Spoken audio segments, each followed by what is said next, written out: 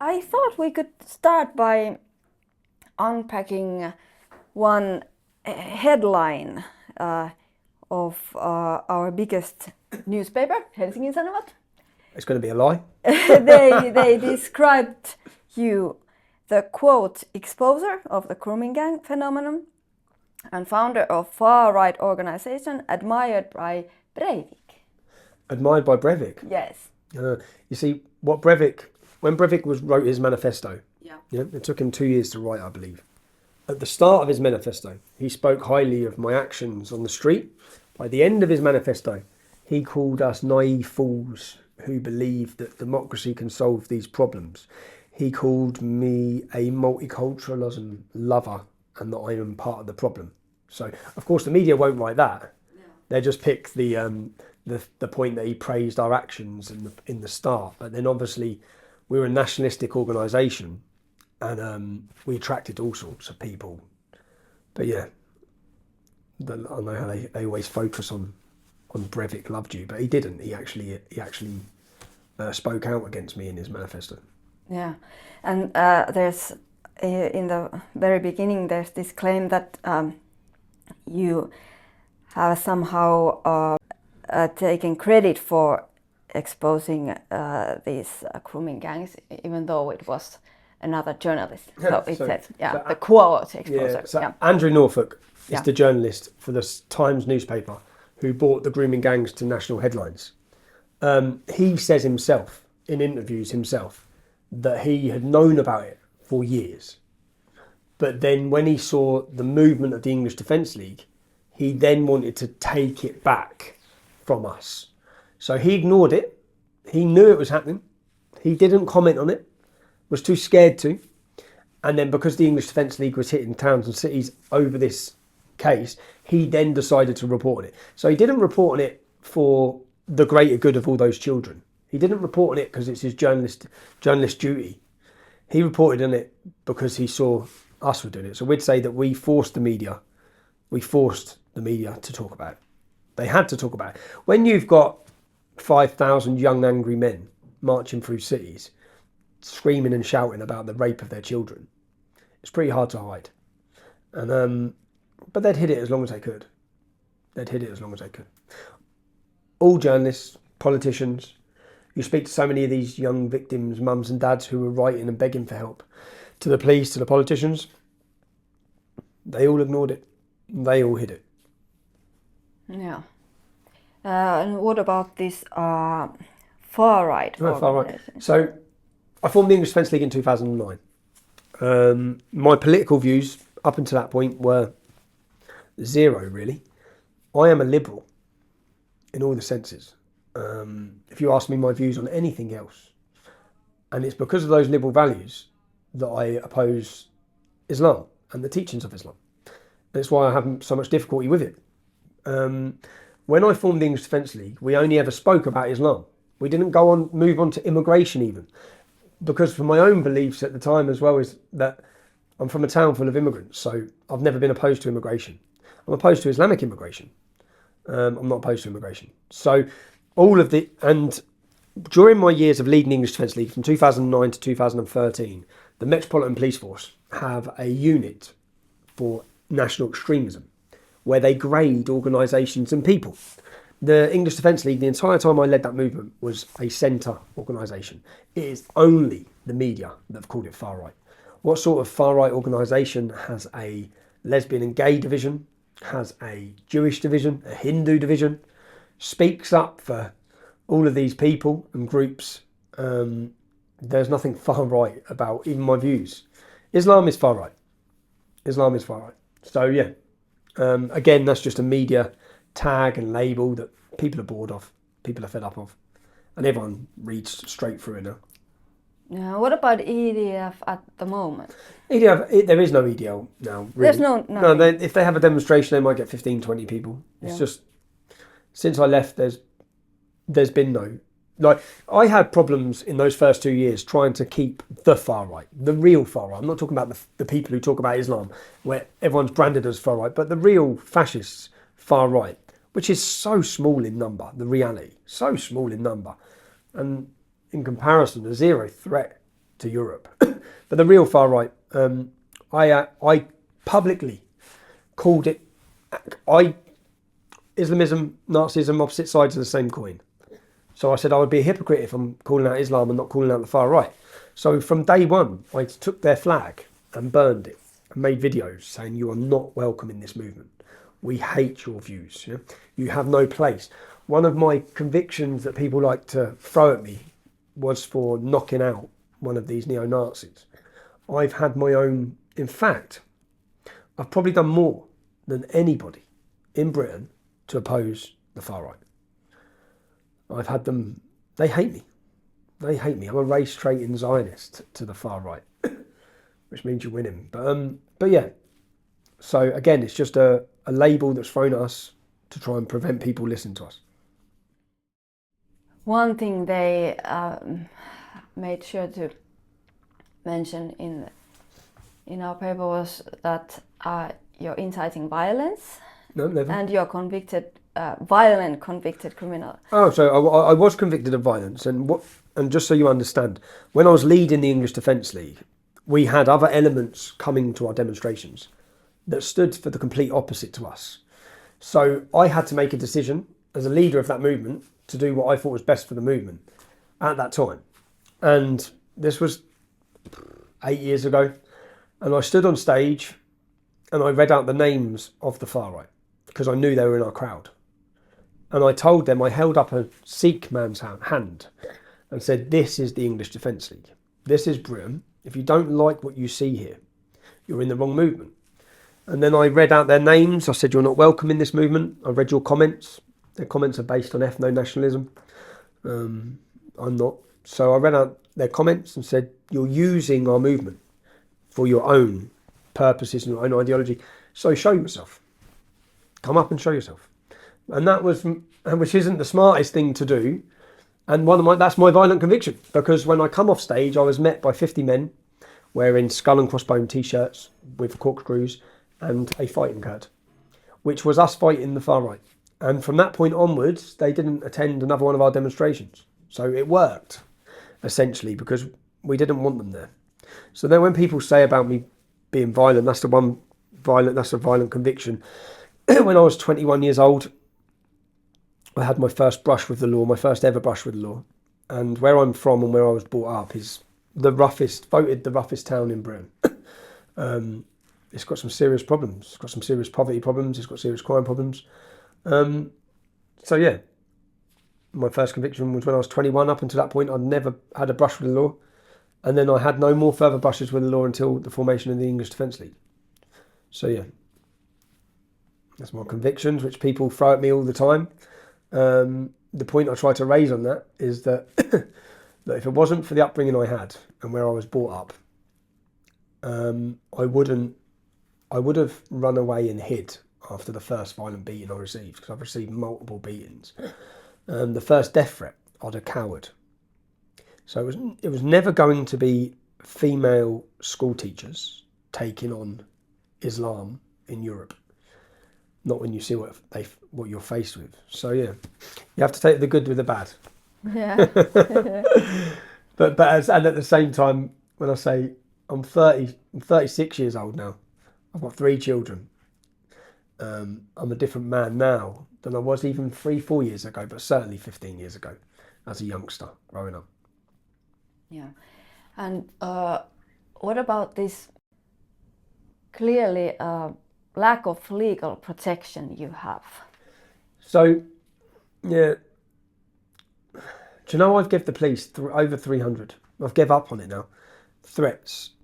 If you go on YouTube, just put in Tommy Robinson beaten up, take a pic of which video you want to watch. No one has ever been prosecuted for violently attacking me. And it's been on TV, national TV. One of the men is now in jail as an ISIS terrorist. He violently assaulted me in an unprovoked attack on our main TV channel, and the police did not arrest him. Didn't even talk to him. So that, which is one thing, is the police don't want to protect me or use the law to protect me. But what they then allow is the most degrading comments to be made about my family and my children. And they've never arrested anyone on that either. I believe I was speaking to you yourself. You saw one man that I went to find who threatened to murder my daughter. I told the police. I found out myself who he was, where he lived, and I went and gave it all to the police. They didn't arrest him. I had to go and get him. So that what I'd say is that unlevel playing field. People can see that. So all of these things that are playing out, they're playing out in public.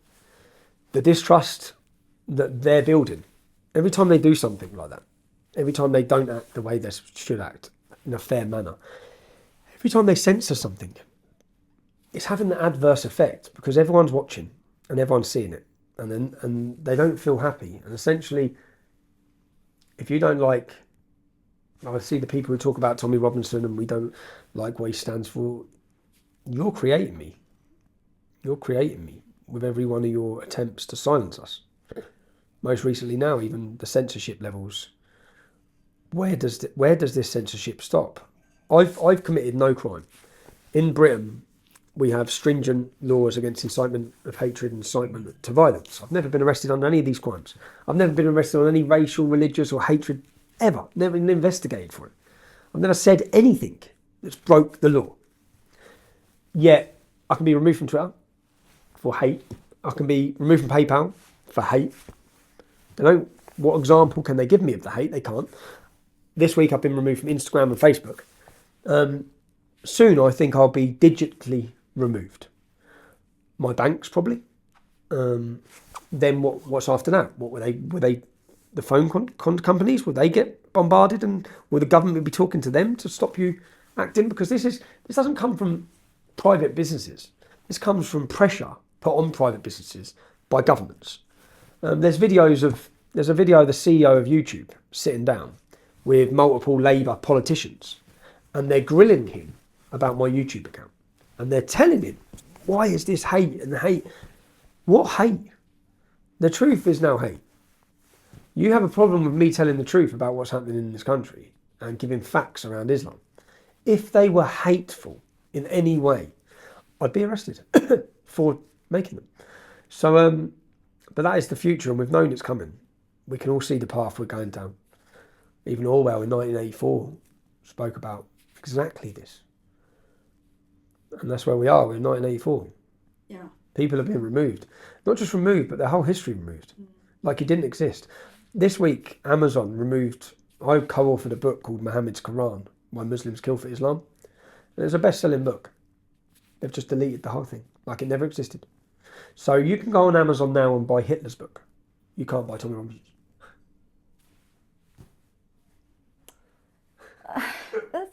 You know what I mean? That's like It's just, but this is where we're going.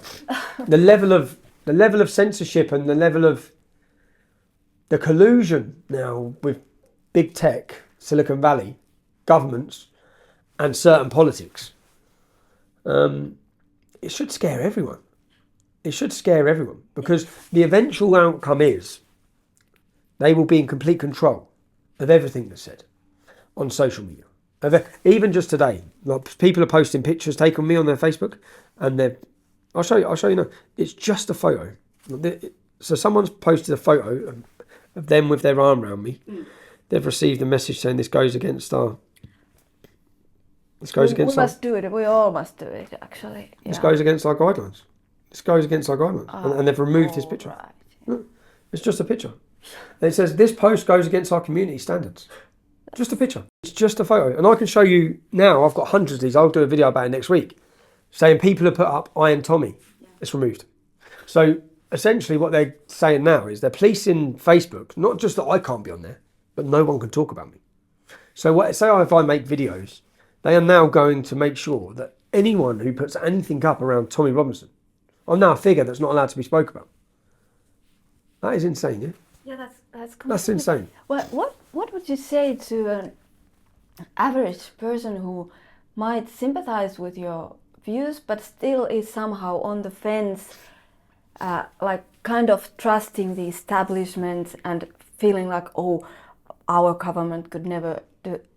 And the country that I live in now is a very different country. The country I accept I live in is a different country than the country I thought I lived in. So when I started my activism in 2009, I thought I lived in the bastion of freedom, the country that gave the world freedom, the Magna Carta, all of these things. And then you learn. And there's two sorts of people. There's those that have learned and those that are yet to learn. And that's it, because you will learn and you will see. And they'll become that light bulb moment for you where you sit and you question, hold on. And Joe, for me, it's encouraging because the amount of people that I see now that say, I used to hate you. I used to hate you because I believed what they said. And then when they realise, hold on, they lied. And once they see one lie, then they'll question. And the more they question then, and now with social media, with the internet, you can hear the other side of the argument. Whereas before you couldn't. The media always had control. They say this about someone and that's what you're getting told. And that's what they want it back now with me. They want to say things to people about me and there's no way of me even answering because I'm removed from society. So, yeah, to those people, you will have that light bulb moment. I'll just say search for it because there's so much information out there now. Never listen to what the media say about someone. Listen to what that person says. So that's what you need to do in me. Listen to what I say. If you can find me being hateful, if you can find me being racist, if you can find me anything like that, then of course you can make your mind up. But when you won't find those things, then ask the question of why the media are portraying the image they are. How do you avoid getting bitter? Or how do I avoid getting bitter? How do you cope with that? Joe, I'll tell you how, because if I didn't get the reaction I get when I go places, then it'd be a lot harder. Because I can see if I was wrong. It's like my children. So my children are now 7, 9 and 11. And they didn't know who Daddy was for years. It's only as they've got to the older age, when my eldest got to 9, I had to sit her down and say, listen, when you go to your new school, people might say these things about your dad. They might say your daddy's been in jail. They didn't know I'd been in jail. They thought I was working away for years ago. And so when my children don't go out with me anywhere, they see me get a hero's reception. They also see, which is for them, is they know my friends. They see non-white people in my house all the time. I mean, I go out and take them out with my other friend who's Muslim, and then I explain to my son, because I don't want him believing, I say, no, you see Sully's mum's black, Kenyan Muslim, and Sully's lovely, and we're very good close, and I love him. Yeah. So you see the difference between what Daddy talks about and people. So to teach my own children that, because I don't want that, because by not talking to them at first, they're reading the lies about things, and that their daddy hates Muslims. But yeah, so my children get to see the reaction I get. If I was wrong, if I was hateful, I wouldn't be received the way I am when I go places. So yeah, for me, that encouragement helps me a lot. When I went to jail last year, I read every day the letters and understanding how much people felt towards that. So it's not just this. Sometimes that bit there can lead to a bit of pressure, because then I think this isn't just like, a lot of people rely on this now, or rely on me, whereas before I'm just a kid from Luton Town and behave a certain way and talk a certain way. Then I start thinking that this means a lot to other people now. So yeah. I've been listening quite a lot to Jordan Peterson, and I think you're like acting out what he's talking about, like true speech. You know, that's our only hope, actually. Well, if we can speak about it, we can at least solve it. But we're not even allowed to speak about it. So the first problem, like more speech. If I'm wrong, put me on TV, sit me next to the imams, let me talk about Islam. Let's at least talk about Islam. Why are they so afraid for speech? And if I'm wrong, I'll be proven wrong, won't I? But they know that the only time they've ever had me on mainstream media in Britain is when they think they've got something in their pocket to throw at me. They think they've got something that's going to humiliate me. And even back years ago when I've gone onto those shows with their most educated, established presenters, the one weapon I have that they just can't compete with is truth. You're trying to sell us a lie, and we know it's a lie, and the public can see it's a lie, and you're trying to pretend it's great. But it's not.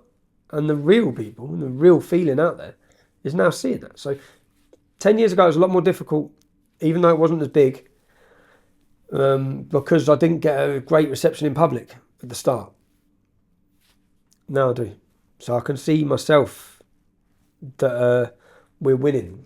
We're winning the hearts and minds of the public, which must hurt them because they've done so much to make sure we don't. So yeah.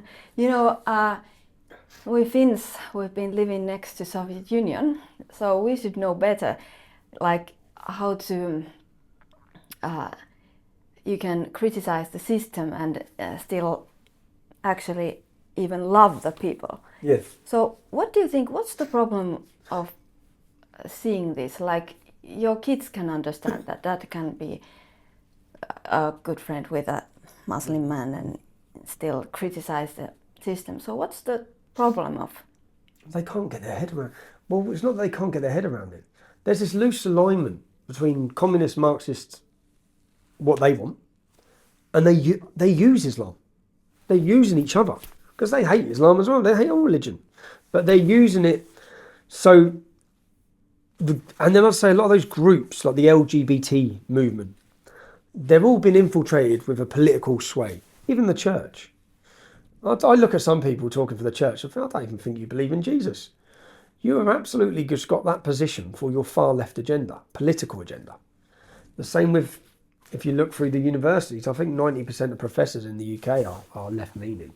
And the infiltration of the education system and the indoctrination that's been pumped, this self-guilt, that we should somehow be guilty of who we are. And that's a massive thing now, that even with this, again, this censorship, they're in the schools telling people. So if you take away my page, which you have, it was the most engaged political page in Britain. It was far out. Theresa May's and Jeremy Corbyn's together didn't get the engagement that this got. By taking me away, where do those people challenge their views? Where do they hear another side of the story? Eventually, they'll be nowhere. That's what they're doing. And that's for anyone who wants to protect your culture and your identity in your country. And our identity's become a big part of this now, because they don't want us to have an identity. You can see that. They don't want us to. Talk about politics. I think that might be, since you're not enjoying this legal protection, maybe that might be... I think that's the one. There's a couple of things. I always said I didn't want to be a politician. I've always said that. No interest in it at all. I have some people say, too late, you already are. Not too late, you already... But essentially, and that's just because I have such a feeling towards them. I just think you've sold us out. You're so self-certain for yourself. Like my local politician, his name's Gavin Shuka. He's a Christian, apparently, a churchgoer. He held a day in Parliament to celebrate Muhammad. He organised a day to celebrate Muhammad. I saw him in Luton, and he spoke about me for 5 years. And it's the first time I saw him, and it was in a chicken shop. I said, "Can I have a word with you outside?" Went outside, I said, you held a Celebrate Muhammad Day. He said, "Yeah." I said, "What do you know about Muhammad?" He said, "I know Muslims respect him." I said, "Lots of people respected Hitler." "What do you know about Muhammad to celebrate his life? What do you know about him?" And he didn't have an answer. I said, "Do you know that he beheaded, that he murdered, that he raped, that he had sex slaves?" And he just looking. I said, "You know nothing about him. You're celebrating a man's name, a man's life, that you know nothing. That is the epitome of ignorance. And yet you call me ignorant." And all these people, whether it be your mainstream media, they'll all act like, "Oh, he's ignorant on the issues." I know the issues inside out. I know Islam inside out. I know far more than any of them, politicians or journalists. And what it becomes very apparent is their ignorance. And they take that, oh, Islam must just be the same as Judaism. It must just be the same as Christianity. No, it's nothing like it. The ideology, the biggest or the main goal that I have is I want, if the citizens of Europe understood what Islam is and where it's going to bring Europe, you'd have a revolution tomorrow. It's getting those people to understand the danger that Europe's in. And that's hard to do when you've got the false power of the state, the media, working against it to try and tell them how great it is without any evidence to it.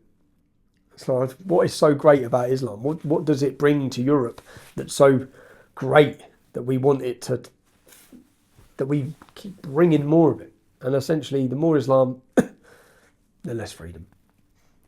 If you put it in a nutshell, like, what is it about Islam? Like, well, of course, you've been called Islamophobic. Yep. Obviously, phobia is an irrational fear. It's not irrational to fear the dominance and violence and bloodshed that Islam, that's promoted throughout the Quran. I used to think a lot of Luton's problems were Pakistani, the non-integration. I just looked, and it was only when I went to prison, 2010, I spent 22 weeks on solitary confinement. So some Muslim outreach wrote to me. They sent me a Quran, of course, because they wanted to try and convert me. So I got the Quran, and I just thought, let me read this and dissect it. So every verse where it said, do not be friends with Christians or Jews, or any comment like that, I wrote the verse number. And within minutes, I'm like, verse numbers. And then I'm just, oh my God, now it makes sense. All of the things I've seen growing up, all of the things I've understood, the hostility, the frustration, the arrogance, in a way, from one community to the other, which I've never seen with anyone else. No West Indians, no Sikhs. I've never sensed this gang sort of mentality, this natural aggression, and this inwardness from their community. Not complete non-integration. Them, us. School playground, our playground, their playground. School dinner hall, everyone sat together, 10 tables of Muslims in the corner. Yeah? Everything. They self-isolate for everything, like oil and water. And when I started dissecting the Quran, then all the things started falling into place.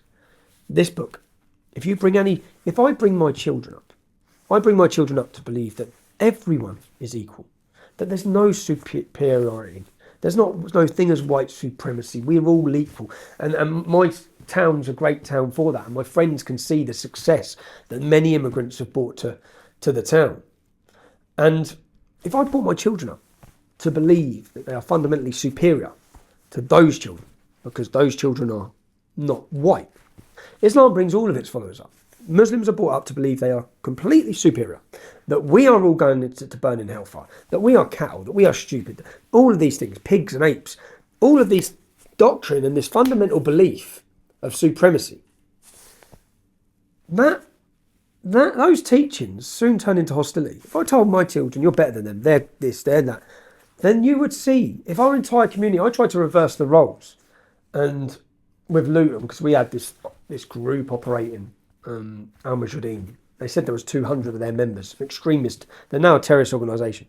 And I said to some Muslim, if we had 200 Nazis, and every day they've got stalls set up in our community, and on these leaflets every day, they're handing out these leaflets that promote hatred against everyone that's not white. And 95% of the town, and we are in this one little community. Do you not think that soon that hatred will spread and you'll start witnessing it in violent and attacks and hostility? And that's what we're seeing, and that's what we see. And yeah, so. Yeah, that's how our kids are brought up, like to. But there comes a time when you can say that cultures, like when we say all cultures are equal. No, our culture is better. But when it comes to beliefs or people, but they are brought up, and that does turn into That attitude when they look at you, which is what we get. That's what we receive. You've brought these people in. You've told them that their culture is equal, that they can still have this Afghanistani mindset in Luton, this Pakistani mindset in Luton, and it's okay. And then we have 100 Sharia courts operating in our country. It's a recipe for disaster. It's an absolute recipe for disaster. And soon that tipping point, which is where Europe's going to head to, people have to make a choice between freedom or Islam. If you love freedom, then you need to defend it. Exactly. And about the grooming gangs, our kids are like have this mindset that we are all equal and so on. That kind of makes them targets. Unprepared. Yes. Unprepared and naive. And that's why, with the grooming issue, your children need to be educated on how it happens, why it happens, and essentially who they can be friends with and not friends with. Because so many of these young girls, first of all, will meet a Pakistani or Afghani boy the same age. That's how it starts. And then they become friends with him, and then he introduces them to the older brother or the older cousin. And then they get treated well. So, and it's exciting for the young girls, because the Pakistanis and the way they operate, they're always in groups of men. So they're always partying, or in our country, they're all selling drugs, and they've all got nice cars, and they've got money.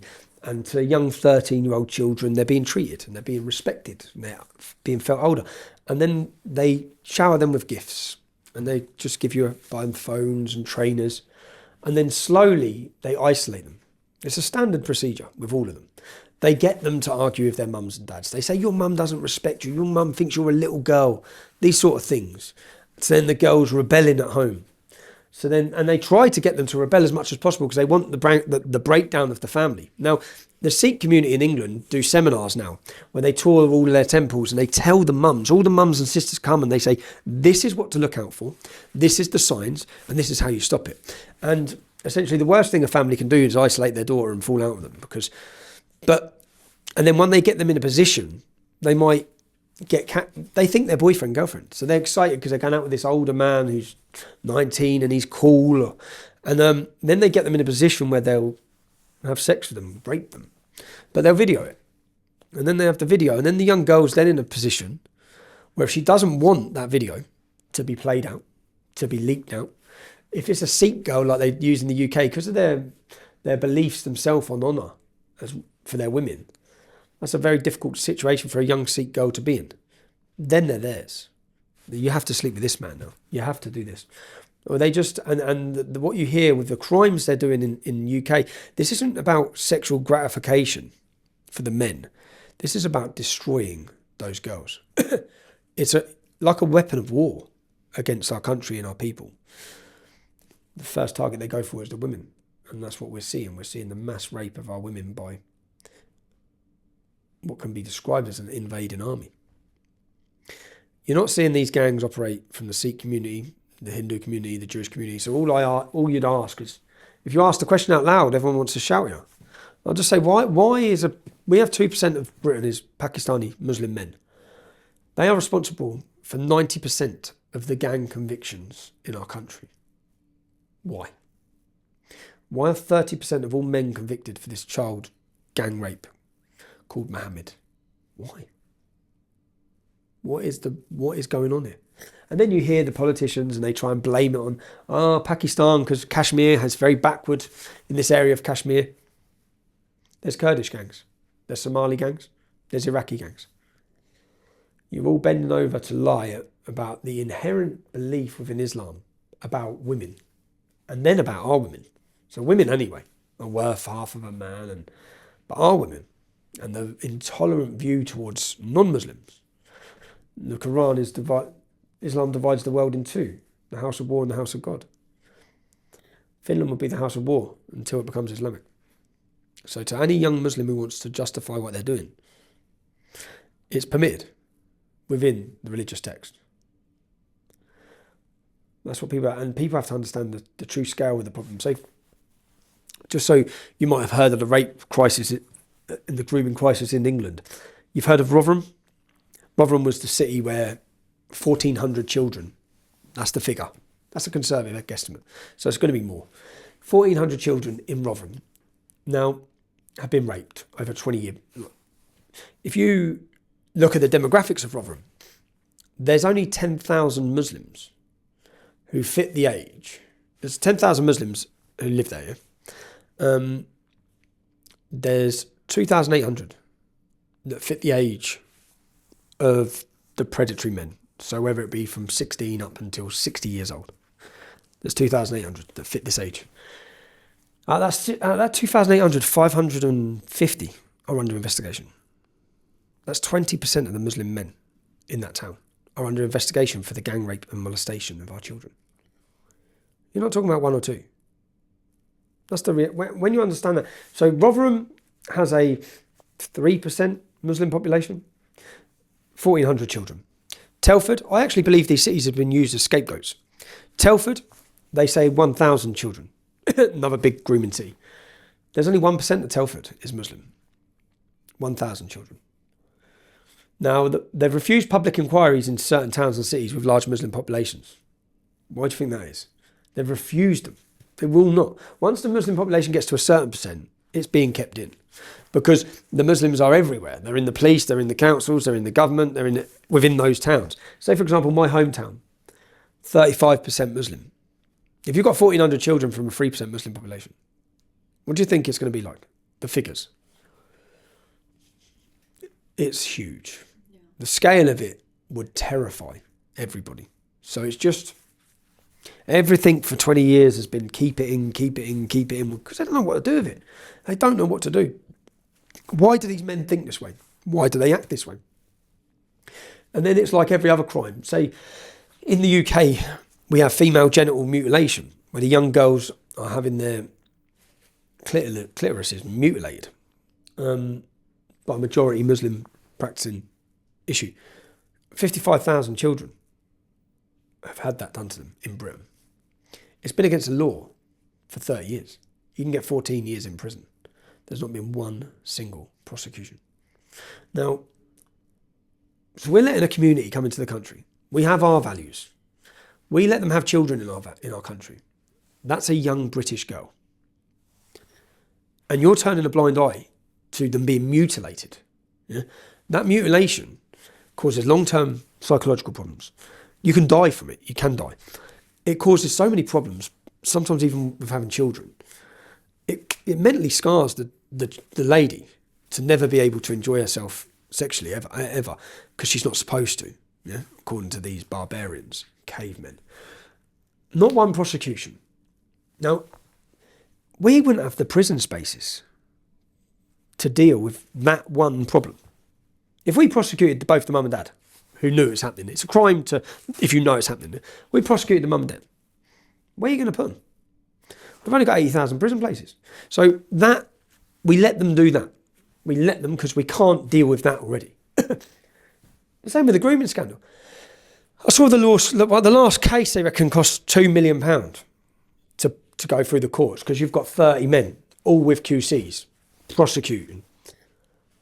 I don't think they can deal with that. The amount of them that there are, the amount of gangs of men that they need to criminalise, that they need to prosecute. So they've just allowed and sacrificed a generation of children. And then the reasons that come out clearly in the report were the fear of being called racist. The fear of being called racist was enough to let men stand by whilst children were tortured and I don't know. It's I don't know what the situation is in Finland, but whilst you have such a low population, you need to really educate the masses and educate them now, and so that they're confident enough to talk about these issues, so they're not scared, because we have bred a generation of cowards.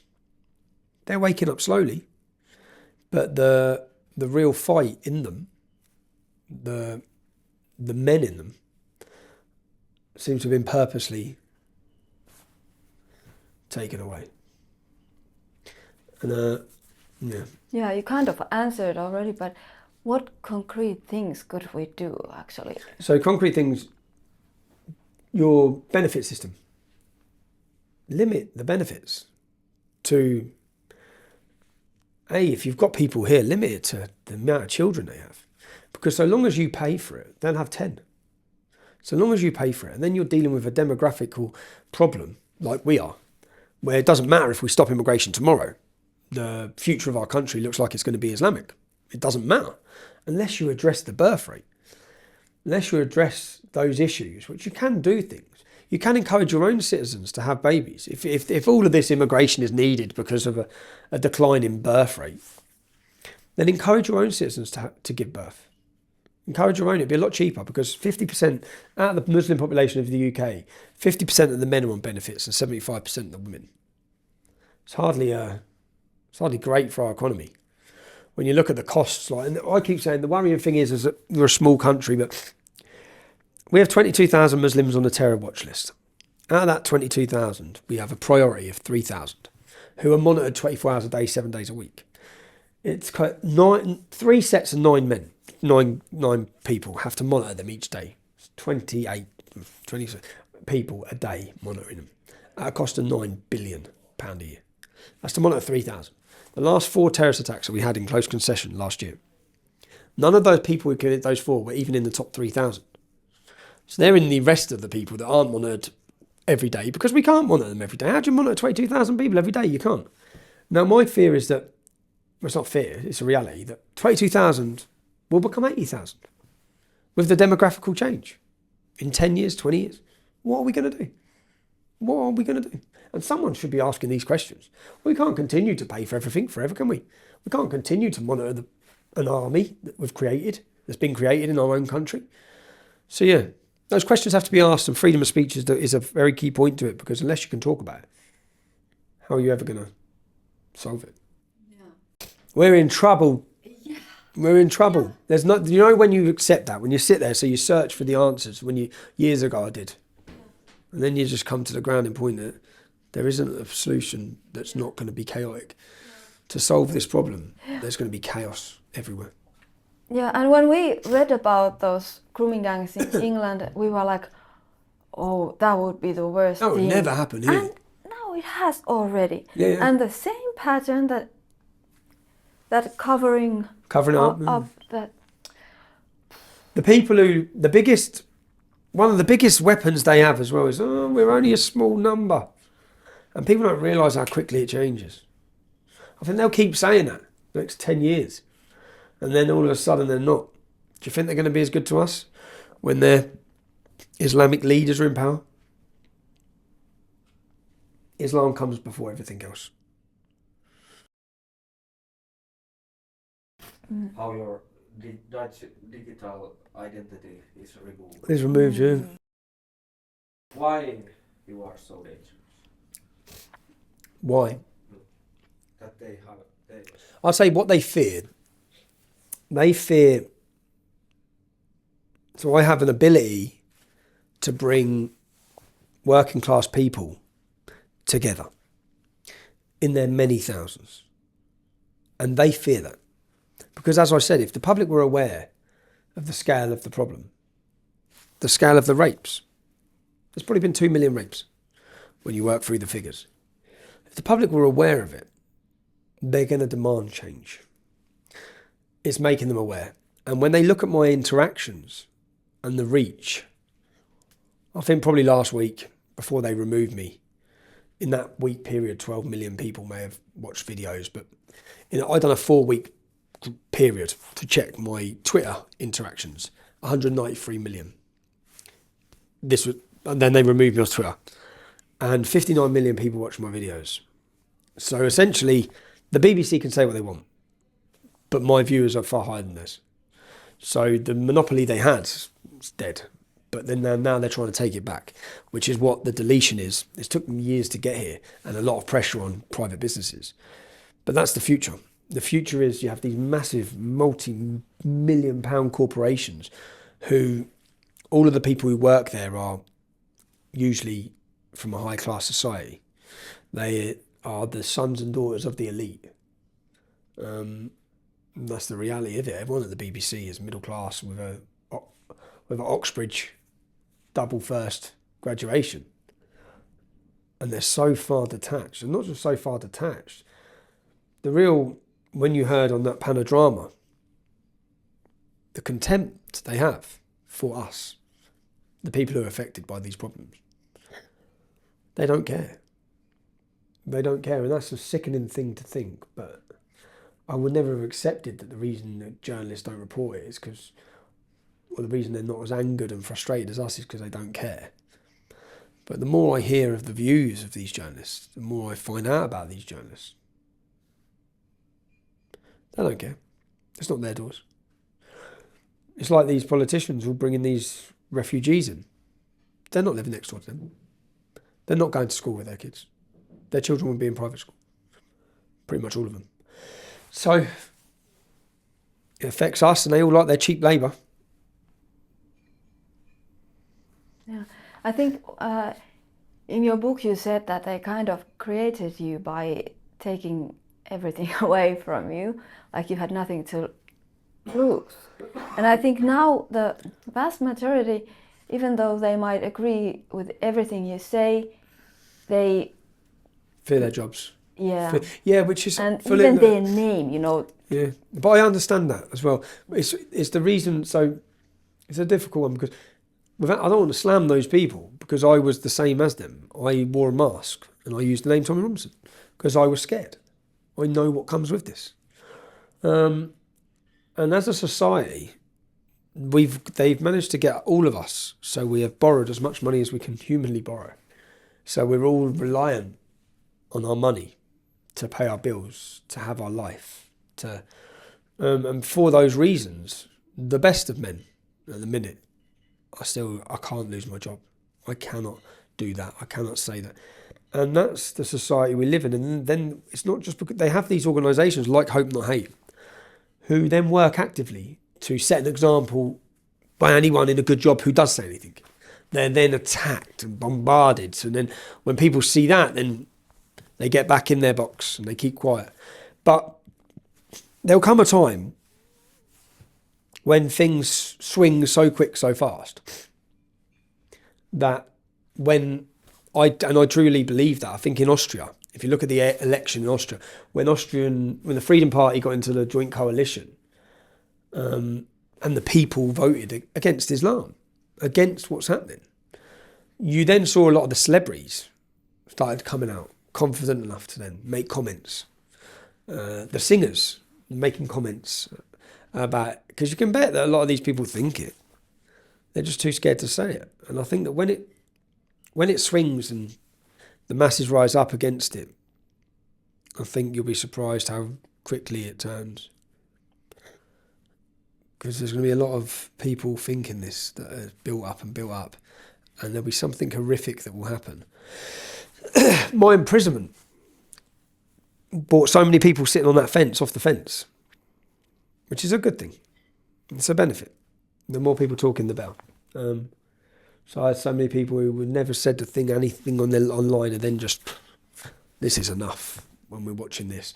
So something else, I keep saying that none of us know what's going to happen, but something big will happen, and it will change the direction of Europe forever. Either that, or we'll all be in camps and Islam will take over. Yeah. Either way, it's not great. Yeah. No. Yeah, but I must say that I'm impressed that you still have compassion for us. I might say for those who are fearing for their. No, I get it. I fully get it. I thank my people every demonstration I have. I say thank you because I know what they've gone through to be there. I know that they've probably had family disagreements. I know they've probably had pressure from their wives or their husbands. I know that they've probably been frowned upon by their group of friends. And people have to go through that. And I know it takes a lot for people to go through that. So, yeah. I think it's because I know it, because I had it. So I know what they're having. I had my mum's job, my mum's work threatened. She would lose her career. She'd lose her job if they found out she's my son. I've had all the family, my wife's family, her parents, then all having meetings and stop, you have to stop. So I know that each one of those people who's just starting to come out of their shell, I know what they're going through to come out of it. But it was a lonely place for me. It's not now. It'd be the same for them. Do you have any plans to sue the prisons that were exposing you to danger? So currently I've just started legal proceedings against Cambridgeshire Police. I'm in court with them on the 12th of March for a 3-day trial to sue them over their actions and their harassment of my children. An incident that happened in Cambridge a few years ago. I've just started legal proceedings against the Sunday Times newspaper, who wrote an article saying I was a woman beater. Just complete lies. So they retracted it, they removed it, too late. It's gone around the world. People are still quoting it now. People are still saying now I'm a woman beater from your lies. So I've started legal proceedings against them. I've started legal proceedings against the Crown Prosecution Service for the lies told in court. There was lies where our media run stories across the world that I had direct messaged Darren Osborne, who was a terrorist, a white terrorist. I've never messaged him, and I'm reading all these news articles. I've started legal proceedings against them. Any legal proceedings cost so much money. So I've started those. I am going to take the prison system to court. We are going to do that. But you have 12 months. So at the minute, until I get to the end date, I'll do it a week before the end date, because at the minute I must have spent £40,000 in the last couple of months just on legals. I've just sent a letter to The Guardian this weekend to sue a journalist who said I'm an anti-Semite. There's no truth in that at all. There's no way they can defend that. So essentially for years, you see, if you had backers in the beginning, the first time someone told a lie, you just boom, slammed them in the court. But because we let them get away with it for so long with their lies, now I think that we have to challenge them. I've just sent letters to the Socialist Workers' Party for saying I'm a Nazi. These sort of effects. And the only reason why is because I don't care what people say. I know the public don't listen to it, but my children then at school have been getting called Nazi and fascist by other kids, and then having other problems. So I thought I wouldn't mind if people saying things to my children to do with actually my beliefs. But when it's the lies that the media are pushing, that's when I thought I'm going to put an end to this, because they can't defend in court that I'm a Nazi or that I'm an anti-Semite or any of these things. So yeah, I